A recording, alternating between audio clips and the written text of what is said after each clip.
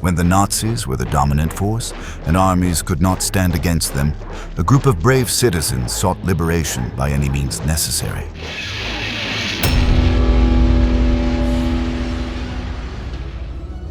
They were not soldiers. They had no tanks, no planes, no states backing them, yet they brought to their knees the most feared men of the 20th century. As the Third Reich spread its claws across Europe, there was one enemy it could not conquer. It was not on maps and wore no uniform. It was an invisible rival born of pain, rage, and hunger. It lived among ruins and mountains, hid in tunnels, and struck in silence. They were peasants, students, workers, grandparents, children, guerrillas without rules, fighters without ranks, sometimes armed with rifles from another century, other times with a firebomb and the courage of those who had already lost everything. From the frozen Soviet steppes to the valleys of Italy, a savage and unpredictable war emerged, of ambushes and survival. And in the eyes of the Third Reich, it was a faceless nightmare. They destroyed railways, cut supply lines, eliminated officers, stole weapons, but above all, they spread hope in the darkest corners. This is the story of the Partisans, who ignited the spark of resistance when all seemed lost. Those who did not wait for orders and fought for something greater than a nation. Freedom. Partisans destroyed communication lines, blew up railroads, destroyed bridges, ambushed patrols, and attacked strategic strongholds. It's difficult to quantify the effect of partisan attacks, but as a group, they inflicted a substantial toll on the German army.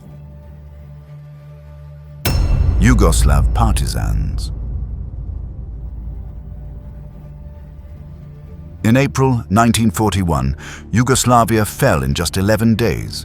It was crushed by the combined might of Nazi Germany, Fascist Italy, Hungary, and Bulgaria.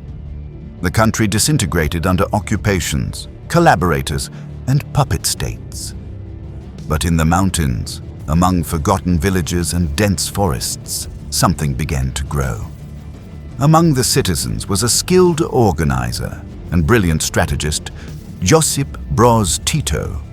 Tito achieved the unthinkable, uniting peasants, workers, students, and even nationalists betrayed by their own leaders.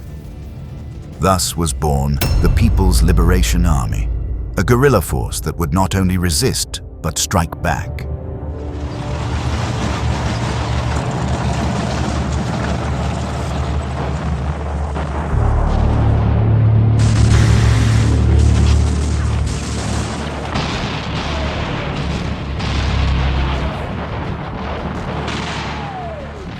The Partisans did not wage a clean war. It was a struggle of roadside mines, train sabotage, swift executions of collaborators. It was also a war of hunger, disease, and betrayal. But while others waited for Allied aid, the Yugoslav Partisans conquered ground, village by village, hill by hill. With old shotguns, homemade dynamite, and a determination the Nazis never understood until it was too late. In 1943, the Third Reich, weary of the sabotage, decided to crush them once and for all. Thus began Operation Schwarz, better known as the Battle of Sutjeska. Over 120,000 Axis soldiers, well armed and equipped, surrounded 22,000 partisans in the southeastern Yugoslav mountains. The Germans believed they were writing the end of the resistance. Instead, they signed their own humiliation.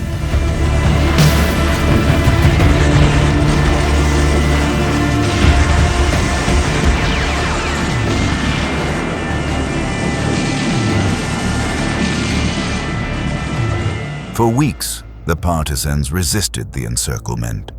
The mountains were their shield, the mud their trench. They suffered thousands of casualties but broke through enemy lines and escaped. Tito, wounded in a bombing, refused to leave the front. The roar of freedom came not from tanks or planes, but from the fierce echo of the mountains. After Sutjeska, the partisans were no longer just a nuisance. They were a real threat. In 1944, together with the Red Army, they liberated Belgrade. The city was ripped from the Reich's claws by those who never surrendered. Unlike other European guerrillas, the Yugoslav partisans did not survive thanks to the Allies. They liberated entire territories on their own, built underground governments, and laid the foundation of a new nation. And when the war ended, Tito was no longer just a guerrilla leader. He was the master of his nation's destiny. For in the darkest days, he had built the army that rose from the shadows and defeated an empire. Soviet partisans.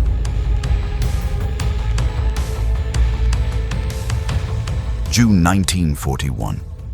When Operation Barbarossa struck like lightning over the Soviet Union, millions of German soldiers advanced through fields, towns, and cities, leaving behind ruins and mass graves, but also survivors, stragglers, peasants, officials, workers. They all had one thing in common: trapped behind enemy lines, they knew the Reich was an unrelenting, murderous force. At first, they acted only on instinct. They stole food and fled from the Nazis. They struggled to survive in swamps and forests. But soon, desperation turned into something more: organized resistance. What began as civilians clinging to life became an invisible and lethal war. Клянусь, что не выпущу из рук оружие, пока последний фашистский гад на нашей земле не будет уничтожен. С этими словами в сердце шли в бой партизаны по земле, захваченной врагом. From Moscow, Stalin grasped the power of irregular warfare. From 1942 onward, the Communist Party began coordinating, arming and training the partisans. Specialized units were created. Agents parachuted in. Secret supply routes opened to sustain fighters in the shadows. The Soviet Union fought to endure. As the war progressed, the Soviet Army, realizing the strategic value of the partisans, airdropped weapons and supplies to help them.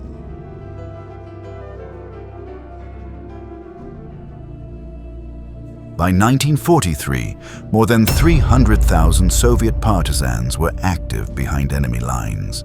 They cut telegraph wires, blew up bridges, derailed trains, ambushed convoys. Many fought without uniforms, blending into the population. In every forest or village, a partisan cell could be hidden. That invisible, dirty war cost the Nazis thousands of men. German soldiers no longer knew if a peasant was a civilian or a spy with a weapon.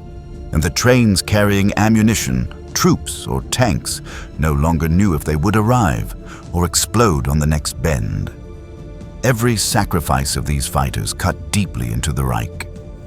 To fight the Nazis, partisans endured extreme conditions, harsh winters and little food, and being without permanent shelter for years on end. Despite the conditions, partisans built underground bunkers. They made and salvaged weapons and clothing. The climax of this silent war came in 1944 with the Belarus offensive, Operation Bagration. As the Red Army surged forward like a tide, the partisans struck from behind, sabotaging communications, blowing up key bridges, paralyzing supply lines. Entire divisions of the Reich were isolated, disoriented, trapped between the Soviet front and invisible ambushes. Where Soviet tanks could not reach, partisan homemade bombs did. It was a fierce and desperate fight, but also effective. Moscow counterattacked from the front and from the forests, with clenched teeth and knives flashing from the shadows. When the Wehrmacht was forced to retreat, its generals spoke not only of the Red Army, they whispered about faceless saboteurs who, tireless and merciless, refused to yield. French resistance.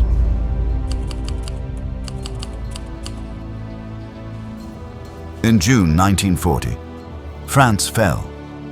In just 6 weeks, the country that had fought proudly in the Great War was crushed by the Wehrmacht's power. Paris was occupied. The north was under direct Reich control. The south under the collaborationist Vichy regime. For many, it was the death of French dignity. Yet while the nation seemed broken, the trenches of rebellion were already being dug underground. In towns, cities, factories, and universities, cells of resistance sprang up. They were not soldiers. They were students, peasants, workers, women, veterans, writers. Some only distributed pamphlets, others carried homemade explosives in their bags. Isolated at first, scattered and fearful, they gradually joined forces in the shadows. Like magic, weapons appeared. Under the nose of the Gestapo, they had collected enough to arm 50,000 of their men.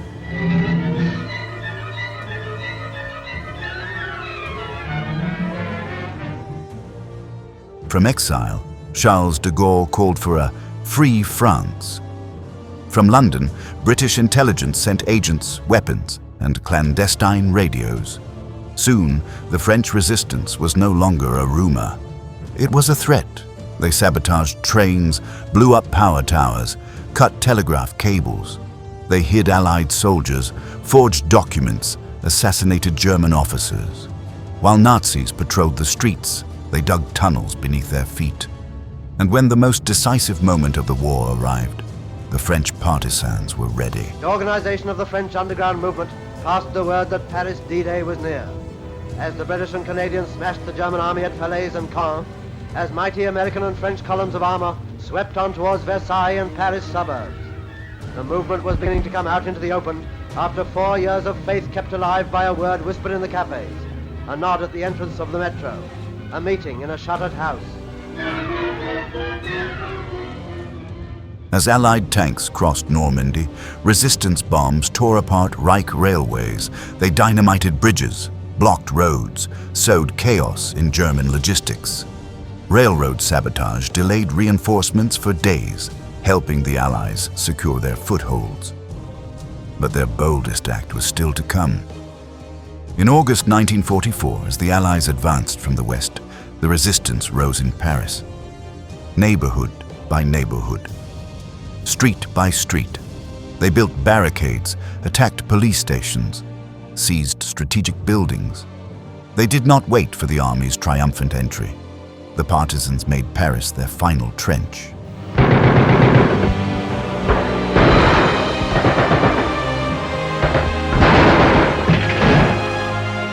Those humiliated in 1940 returned as executioners in 1944.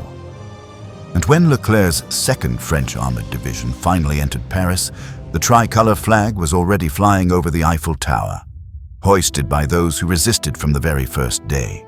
How the swastikas that flew in the streets were replaced once more by the tricolor and the flags of the United Nations.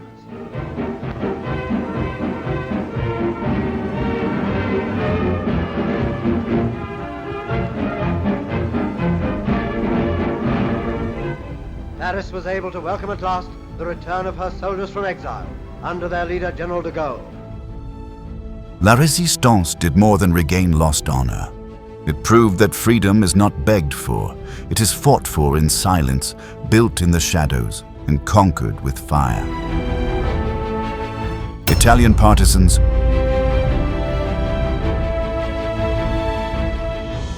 July 1943. Italian fascism suffered its first great collapse. Mussolini was overthrown and arrested by order of the king, while the Allies landed in Sicily. It seemed the beginning of the end. But Hitler was unwilling to lose his partner. Within weeks, German troops occupied northern Italy, freed Il Duce, and placed him at the head of a new puppet regime, the Italian Social Republic. Thus began another war, a quieter, closer one. In the Alpine valleys and northern factories, armed resistance began to form. They were not professionals, but workers, students, priests, communists, ex-soldiers, all united by one goal: to expel the Nazi occupier and destroy what remained of fascism. They did not ask for permission to fight. They took up arms, seized the mountains, and delivered justice. From 1943 to 1945, Italian partisans became the Wehrmacht's worst enemy inside the country. They sabotaged bridges, destroyed railways, and attacked convoys with brutal force.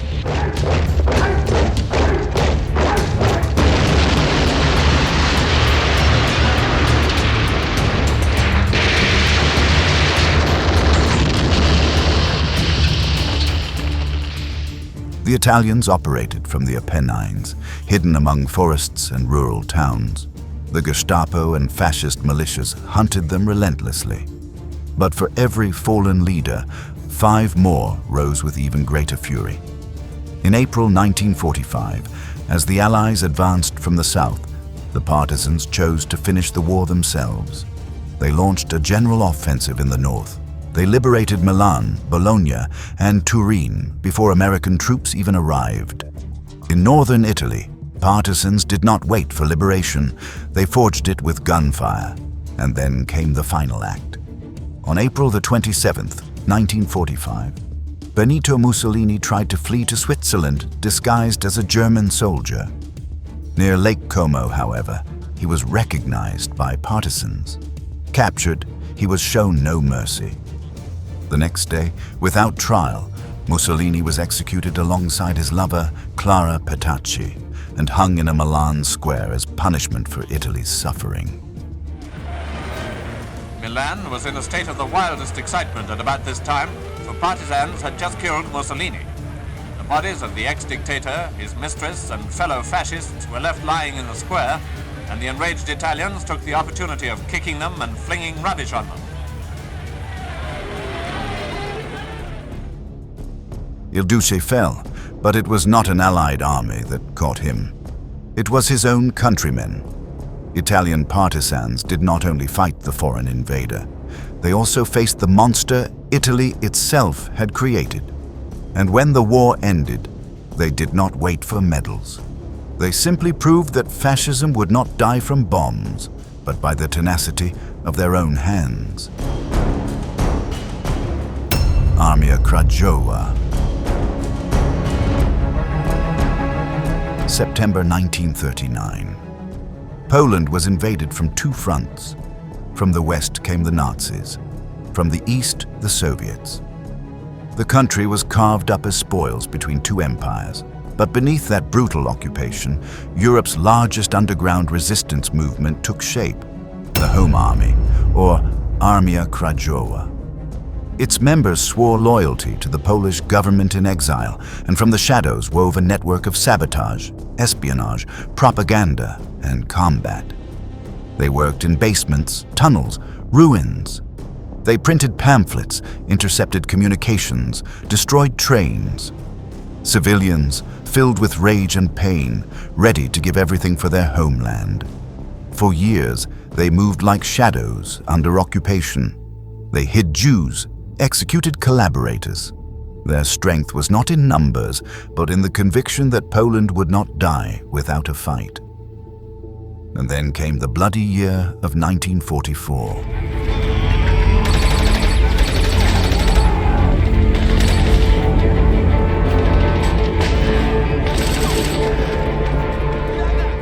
The Red Army, now on the Allied side, advanced from the east. The Wehrmacht had no choice but to retreat. The Polish capital became both symbol and target, and the Armia Krajowa chose to act. On August 1st, the Warsaw Uprising began. Some 50,000 fighters, mostly young, poorly armed, but determined to free their capital, confronted one of the Reich's bloodiest forces. For 63 days, they fought street by street, building by building, basement by basement. They endured bombings, massacres, starvation. The city was reduced to rubble, but it did not surrender. Warsaw did not fall. It burned by its own hands before being subdued.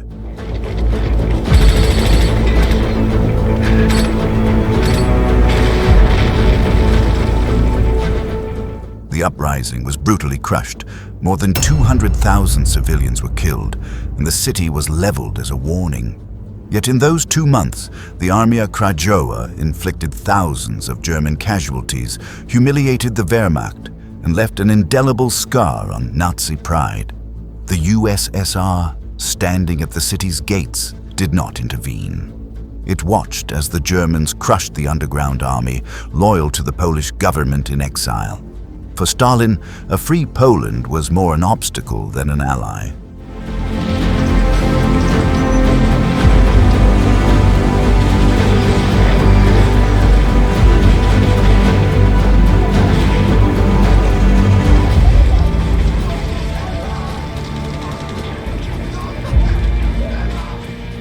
Still, even after defeat, their spirit was never broken. The Nazis conquered Poland, but never its soul. The story of the Armia Krajowa is not just one of resistance, it is the story of a nation that chose to burn rather than live on its knees. In the end, the partisans did not defeat Nazism with armies, but with courage, rage, and dignity. While the Allies advanced with tanks and bombers, they tore at the Reich from within, sabotaging, ambushing, hiding innocents. They were not heroes in uniform, but ordinary citizens who chose to resist when surrender seemed the only path. Many died without names, yet their echo endures in every free corner of Europe. Because even in the darkest night, resistance can rise where least expected. And so we reach the end. If you enjoyed this video, join us for our next episode as we continue to uncover military history.